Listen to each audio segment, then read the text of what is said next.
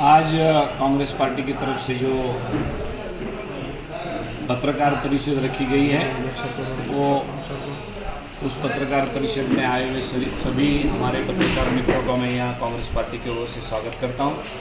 और आज की इस प्रेस कॉन्फ्रेंस लेने की वजह मैं आपको पहले भी बताया हूँ कि संविधान के बारे में जो चर्चा कांग्रेस ने मांगी थी लोकसभा के अंदर सेशन में, वो संविधान के बारे में चर्चा मांगी। उसके पहले भी हम मणिपुर के बारे में, अदानी के इशू पे और संबल के बारे में अलग अलग इशू पे हमने चर्चा मांगी, लेकिन पहले पूरे हफ्ते भर में संसद बंद किया गया, लेकिन उसके बारे में कोई चर्चा की नहीं और हमारे से सत्ता पक्ष वालों ने उस बारे में कुछ बात नहीं की।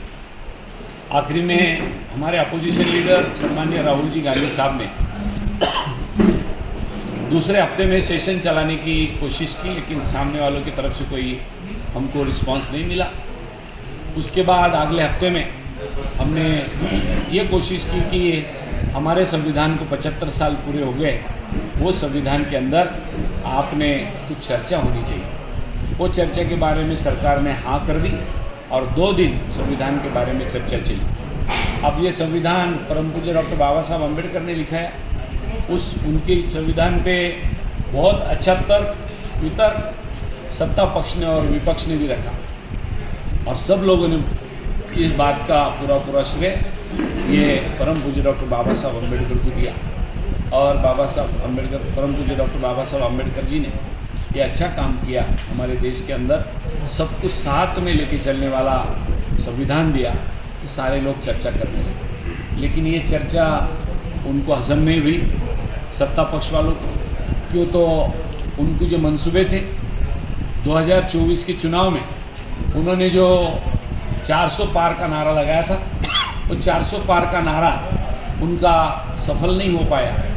और वो क्यों 400 पार का नारा देना चाहते थे, उसकी वजह यही थी कि उनको 400 पार का नारा देने की वजह कि उनको संविधान बदलना है। अब ये संविधान बदलने का वो बोलते हैं कि आपने चुनाव में नैरेटिव सेट किया। हमने नहीं नैरेटिव सेट किया। उनके जो कृष्णा हेगड़े और एमपी के जो मिनिस्टर है, दोनों भी मिनिस्टर ने कहा था हमको 400 पार इसलिए करना है कि हमको संविधान बदलना है। और कल तो 2 दिन तो संसद के अंदर बड़ी अच्छी सी चर्चा हुई और तारीफ़ काबिल वो संविधान का चर्चे का जो मसला रहा वो बहुत अच्छा रहा और सारे लोगों ने बोला कि बाबा साहब ने बहुत अच्छा संविधान हमको दिया। अब ये बात उनको हजम नहीं होने की वजह से हमारे देश के होम मिनिस्टर उन्होंने बता दिया कि भाई ये जो मसला है वो हम नहीं मानेंगे। और उनके मुंह में से जो पेट में था वो मुंह में आ गया और बोल दिया उन्होंने कि भाई यदि आजकल फैशन हो गया कि अम्बेडकर साहब का नाम लेने के अम्बेडकर करते रहते लोग, इतने बार तो भगवान का नाम लेते थे तो भी 7 जन्म स्वर्ग में जाते थे। ऐसी बातें उन्होंने एक तरफी और बाबा साहब का निंदाजनक वक्तव्य उन्होंने वहाँ किया। और इसलिए बाकी के फिर 18, 19, 20 ये 3 दिन लगातार कांग्रेस और इंडिया गठबंधन लगातार उसका पीछा किया और बोला आप जो कर रहे हैं ये गलत है, आपने सभागृह में आके माफ़ी मांगनी चाहिए। पहले दिन डिमांड की, दूसरे दिन की, तीसरे दिन की, लेकिन तीनों दिन भी उन्होंने नहीं माना। उल्टा उन्होंने डिफेंस में जा करके और प्रेस कॉन्फ्रेंस लेकर के पंतप्रधान महोदय में उस दिन 6 बार ट्वीट किया। काय के लिए ट्वीट करा? तो अमित शाह जी को प्रोटेक्ट करने के लिए ट्वीट करा। लेकिन उनको समझ में आ गया हमारे से गलती हो गई है, अब क्या करेंगे। लेकिन वो उनको मालूम है झूठा बोलने का उनका तो हमेशा की आदत रही है। फिर उन्होंने आखिर में सभागृह उस दिन ख़त्म कर दिया और बोल दिया कि अभी अधिवेशन अनिश्चित काल के लिए स्थगित किया जा रहा है। इसलिए मैं हमारे कांग्रेस पार्टी का स्टैंड यही रहा कि जब तक के हमारी मांग है कि अमित शाह जी ने, पंतप्रधान मोदी जी ने होम मिनिस्टर अमित शाह जी का रिज़ाइन लेना चाहिए, इस्तीफ़ा लेना चाहिए। और जब तक वो इस्तीफ़ा नहीं लेते तब तक हम हमारे आंदोलन, प्रोटेस्ट, मोर्चे ये करते रहेंगे। और आने वाले 24 तारीख को औरंगाबाद के अंदर, संभाजी नगर के अंदर हमारे अपने महात्मा ज्योतिबा फुले औरंगपुरा में जो उनका स्मारक है वहाँ से कांग्रेस पार्टी का मोर्चा जिलाधिकारी कार्यालय पे आएगा और जिलाधिकारी को हम हमारा निवेदन सौंपेंगे। परभनी की घटना उसके बाद मुंबई कांग्रेस ऑफिस के ऊपर जो हमला हुआ है, तो किस तरीके से आप ये पूरे नैरेटिव को देखते हैं? एक एखादे को ज़्यादा खासदार या ज़्यादा सांसद और ज़्यादा आमदार या ज़्यादा एमएलए जीत कर आए तो जो सत्ता की मस्ती जिसको बोलते हैं वो जब आने के बाद आदमी हाथ में डंडा लेकर के कुछ भी काम कर रहा है। आप देखेंगे आप राहुल जी के ऊपर झूठा केस दाखिल किया और हमारी जो ताई है क्या नाम हमारी वर्षाताई गायकवाड़ उन्होंने अध्यक्ष है वहाँ एक लेडी अध्यक्ष होने के नाते और दलित समाज से आते हुए और कांग्रेस का कार्यालय तोड़फोड़ करने का जो गलत काम है वो भी भारतीय जनता पार्टी के लोगों ने किया, उसकी तो मैं कड़ी निंदा करता हूँ। लेकिन हमारे देश के अंदर कलम से काम चलने वाला है, संविधान में लिखा है और ये गलत काम उन्होंने किया है। उसका भी निवेदन हम मुख्यमंत्री को सौंपे हैं और एक बार उसके बारे में चर्चा होंगी। परसों ही असेंबली के अंदर नागपुर में जो सेशन चल रहा था उसके अंदर भी हमारे लोगों ने ये बात उठाई थी। सर काफ़ी सवाल लोकसभा में भी परीक्षा कटी हुई है, आप खुद मतलब प्रत्यक्षदर्शी थे उस मूवमेंट के, आप खुद गैलरी में भी चढ़े थे, आपको बढ़ाने के लिए वहाँ पर गार्ड्स वगैरह भी आए थे। सर क्या हुआ था वहाँ पे एग्जैक्ट आप क्या? एक्चुअली उस दिन हमने हमारा प्रोटेस्ट एक आराम से कोई किसी की दिक्कत नहीं ऐसा चल रहा था। परम पूज्य डॉक्टर बाबा साहब अम्बेडकर के स्मारक से हम आए और पुराने संसद भवन से नए संसद भवन में जाने लगे। कुछ 11:15 का समय था, हमने 10 मिनट 15 मिनट वहाँ प्रोटेस्ट करा और 5 मिनट रहते करके हमारे आला कमान ने बोल दिया कि आप अभी हम लोग अपना यहाँ का प्रोटेस्ट ख़त्म करेंगे और अपन अंदर चले जाएंगे। उस टाइम भीड़ थी जरूर वहाँ, लेकिन न किसी ने किसी को धक्का मारा, न किसी को वजह से चोट आई, लेकिन झूठे इल्ज़ाम करने के और राहुल जी को फंसाने का काम करते हैं। अभी राहुल जी का नेतृत्व दिन ब दिन उभरते आ रहा है तो राहुल जी को बुताने का काम कर रहे हैं, ये सीधा सीधा अपने को दिख कर आ रहा है। इसलिए वहाँ कुछ भी हुआ नहीं और लेकिन उन्होंने बोल दिया और राहुल जी ने भी स्टेटमेंट किया भाई वहाँ रश है, ना मैं किसी को धक्का मारा ना किसने मेरे को मारा। और ऐसा बात करते हुए उन्होंने पुलिस स्टेशन में केस दाखिल की।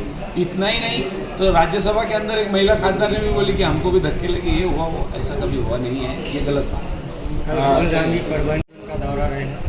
नहीं मालूम, अभी उनका दौरा जो आया है आज परसों हमको मैसेज आया था कि वो परभनी आ रहे हैं, लेकिन और एक रिवाइज दौरा भी होने वाला है। वो अभी रिवाइज दौरा आया नहीं, वो आने के बाद पता लगेगा वो औरंगाबाद आएंगे। संसद के बाहर की घटना सर्वप्रथम मी आपल्या सगळ्यांना काँग्रेस पक्षाच्या वतीने परत एकदा आपलं सगळ्यांचं स्वागत करतो आणि आपल्याला धन्यवादही देतो की ज्या 18व्या आपल्या देशाच्या लोकसभेची जी निवडणूक झाली त्याच्यानंतर काल परवा हे हिवाळी अधिवेशन आपल्या देशाच्या संसदेचं काल 20 तारखेला संपलं परवा। त्या संसदेच्या अधिवेशनामध्ये भारतीय जनता पक्षाने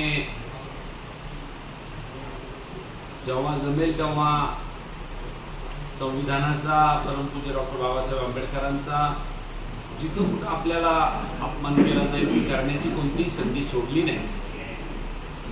आणि या अनुषंगाने आज मुद्दाम मी आपल्याला भेटीला बोलवलं की अशा पद्धतीची भूमिका ही सरकारची असता कामा नये। सरकार हे निश्चितपणाने त्या अधिवेशनामध्ये सत्ता पक्षाचा आणि विरोधी पक्षाचा मिळून समन्वय ठेवून पुढे आपल्याला काय भूमिका घेऊन या देशाच्या सूत्र कसं चालवायचं ती भूमिका घेण्याची भूमिका साधारण संसदेच्या इतिहासात आपण पाहिलेली आहे आणि त्या इतिहासाच्या माध्यमातून या वेळेला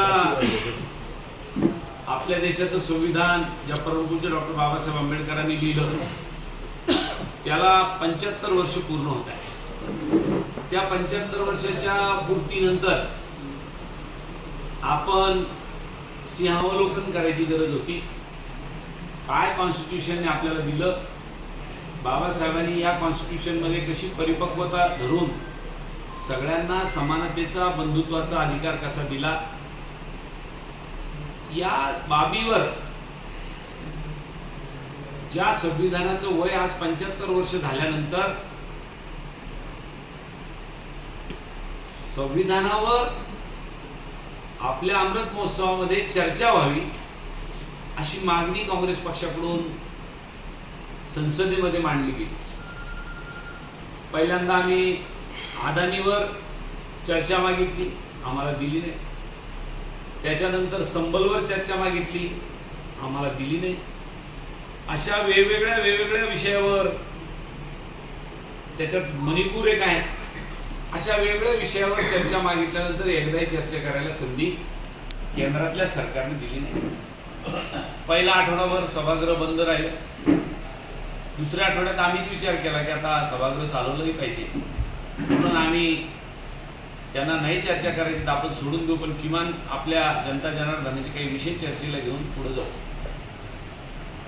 आणि मागणी केली की आता संविधानावर पण चर्चा झाली पाहिजे. मग शुक्रवार आणि शनिवार हे 2 दिवस कालच्या आठवड्यातल्या, मागच्या आठवड्यातले आपण चर्चेला घेतले आणि त्याच्यावर सत्ता पक्षाकडून, विरोधी बाकावरून अतिशय साधक बाधक चर्चा करायचं काम प्रयत्नपूर्वक झालं.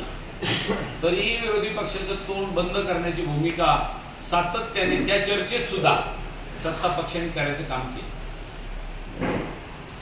आणि स्वाभाविक की ज्या संविधानाचं लिखाण मसुदा समितीमध्ये परमपूज्य भारतरत्न डॉक्टर बाबासाहेब आंबेडकरांनी केलं, स्वाभाविक प्रत्येक जण सत्ता पक्षातला, विरोधी पक्षातला डॉक्टर बाबासाहेब आंबेडकरांचं नाव घ्यायचं. बाबासाहेबांनी संविधान लिहिलं, मसुदा समितीमध्ये बाबासाहेब होते, बाकी काही लोकांनी त्याच्यातून राजीनामे दिले, काही लोक त्या समितीला बैठकीला आलेच नाही वगैरे वगैरे, परंतु सातत्याने बाबासाहेबांच्या नावाचा उल्लेख व्हायचा आणि तो सतत उल्लेख झाला. 2 दिवस ती चर्चा झाली, शुक्रवार आणि शनिवार. आणि त्या 2 दिवसाच्या चर्चेमध्ये बाबासाहेबांनी या संविधानामध्ये, या घटनेमध्ये आपल्या देशातल्या गरिबापासून श्रीमंतापर्यंत आर्थिक नीती काय असावी, जलनीती काय असावी, अशा वेगवेगळ्या बाबीवर आर्टिकल दिले.